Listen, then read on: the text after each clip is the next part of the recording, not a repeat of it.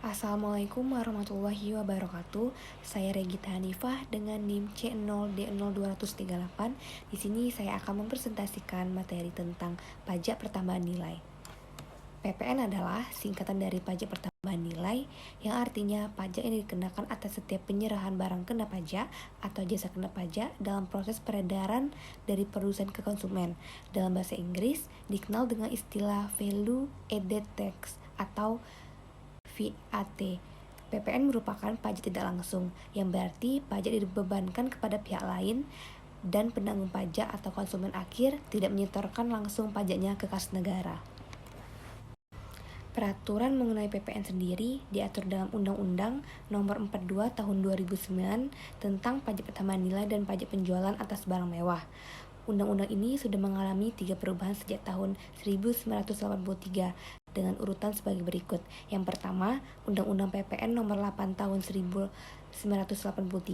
Yang kedua, Undang-Undang PPN Nomor 11 Tahun 1994. Yang ketiga, Undang-Undang PPN Nomor 18 Tahun 2000. Subjek pajak PPN. Definisi subjek pajak PPN adalah orang pribadi dan atau badan yang berdasarkan peraturan perundang-undangan melakukan kegiatan penyerahan dan menerima barang atau jasa kena pajak. Hal ini dapat diartikan bahwa seluruh orang atau badan yang berada di wilayah Indonesia atau dalam daerah pabean merupakan subjek pajak PPN. Objek PPN. Untuk mengetahui apa saja yang dikenakan PPN, maka kita harus mengetahui apa saja objek yang dikenakan PPN. Yang pertama, penyerahan barang kena pajak atau BKP di dalam daerah pabean yang dilakukan oleh pengusaha. Yang kedua, impor barang kena pajak. Yang ketiga, penyerahan jasa kena pajak atau JKP di dalam daerah pabean yang dilakukan oleh pengusaha.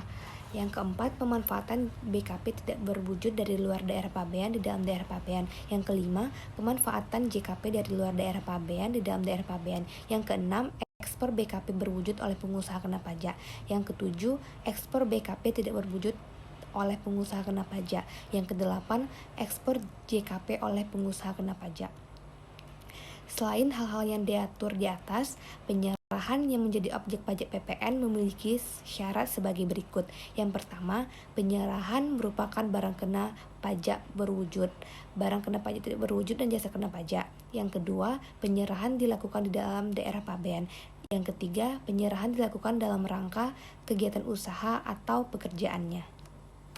Ada beberapa objek PPN yang diatur khusus dalam Undang-Undang PPN yang terdapat dalam pasal 16C, yang mana kegiatan pembangunan sendiri yang dilakukan tidak dalam kegiatan usaha atau pekerjaan oleh orang pribadi atau badan yang hasilnya digunakan oleh pribadi atau pihak lain, yang batasan dan tata caranya diatur dalam keputusan Menteri Keuangan.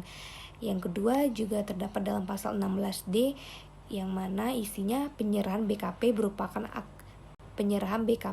aktiva yang tujuan awalnya tidak untuk diperjualbelikan oleh pengusaha kena pajak, kecuali atas penyerahan aktiva yang pajak masukannya tidak dapat dikreditkan.